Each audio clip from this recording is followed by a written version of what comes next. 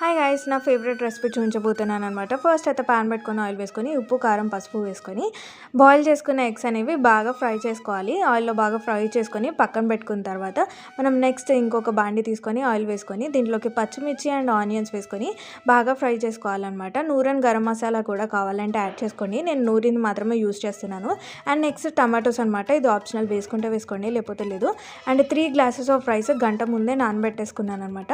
And ఇందులోకి అల్లం వెల్లుల్లి పేస్ట్, కారం, ఉప్పు, ధనియాల పొడి అండ్ గరం మసాలా వేసుకొని బాగా ఫ్రై చేసుకోవాలి. అండ్ కొత్తిమీర, పుదీనా అండ్ వాటర్ వచ్చేసి మనం 3 గ్లాసెస్ రైస్కి 4 గ్లాసెస్ వాటర్ వేసుకొని మసలేటప్పుడు ఇంకా మనము నానబెట్టుకున్న రైస్ వేసుకొని బాగా మిక్స్ చేసుకొని కుక్ చేసుకోవాలి.